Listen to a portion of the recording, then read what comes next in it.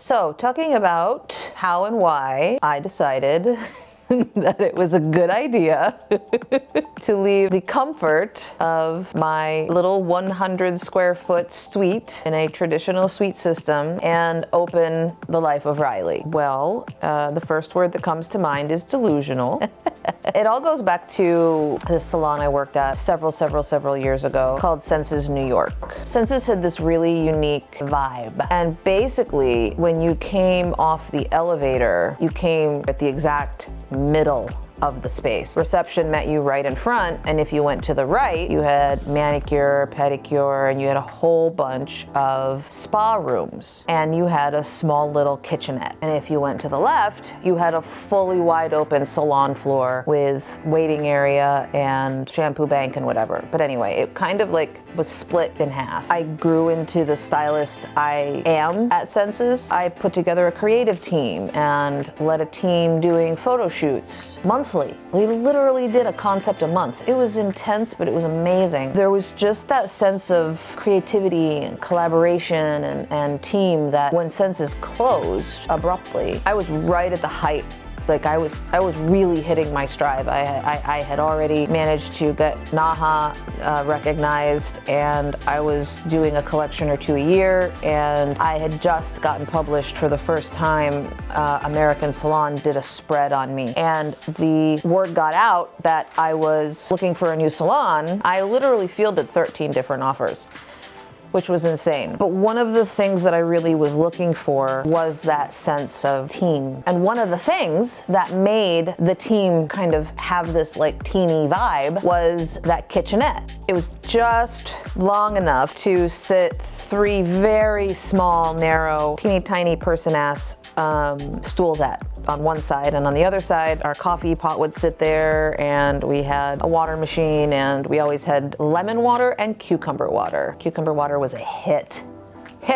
The weirdest thing ever. Sounds totally freaky, but it's actually like very refreshing. But every Saturday, at the end of the day, nobody would leave. Everybody would gather, slowly but surely trickling in toward that little kitchenette bar. And somebody would start pouring the wine that we had for the clients. And we'd just sit around and share our week with each other. And it was just, I don't know, it's the reason that a bar is so special, because it's a gathering place for people. When I lost that, I wanted it back in such a real way that these little seeds were planted in my brain. So fast forward, and I've now been through 2 additional traditional salons trying desperately to find some version of recapturing what Senses had, and it was absolutely hell on earth. I was so sick. I was so sick. I was going through my whole thyroid diagnosis thing. I had literally put on 60 pounds in 10 months. It was a nightmare. And I hit this moment of, if this is what doing this job looks like, then I don't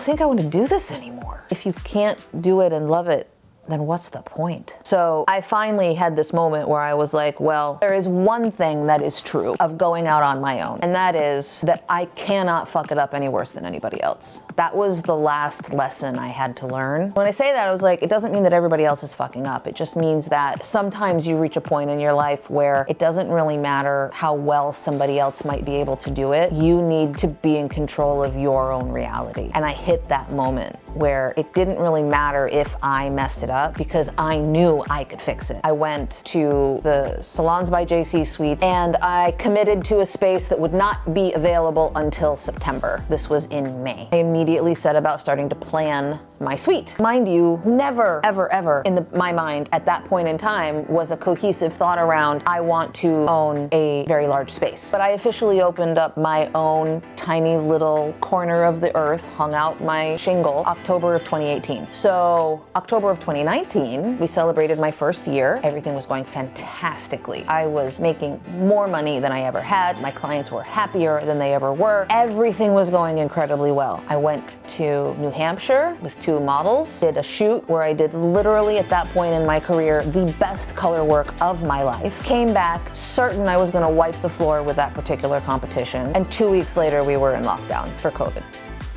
And all I could think was, it's clear that having all my eggs in one basket is not working.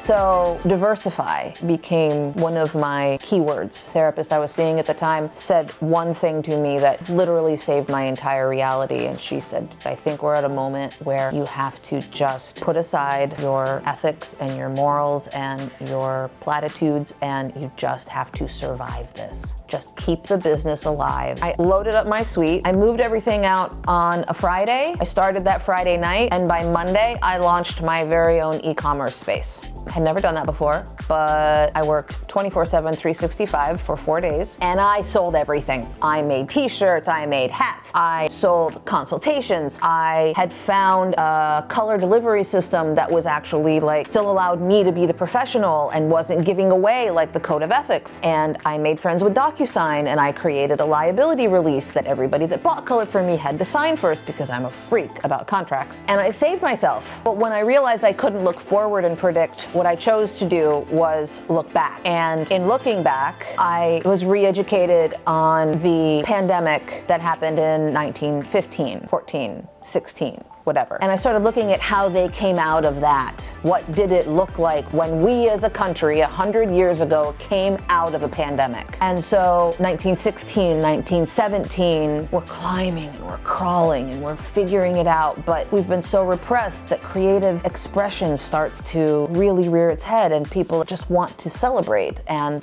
guess what happened after that?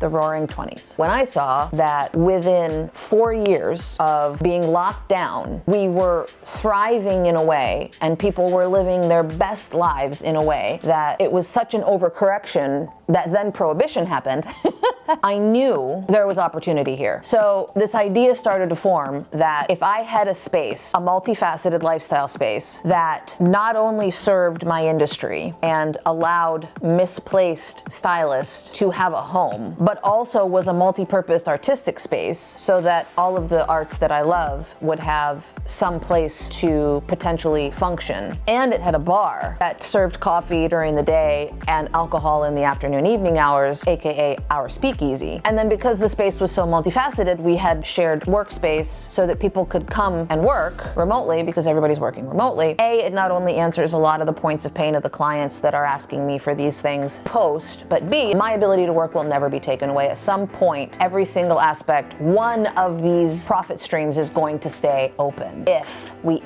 ever hit a moment where something like this would ever happen again. On top of that, I desperately still craved team and community and creative collaborative work. And 2 years into the Life of Riley at this point, we are now in September, I officially signed the lease for the Life of Riley, September 22nd of 2022. I have all of those things. We have a bar where people hang out around.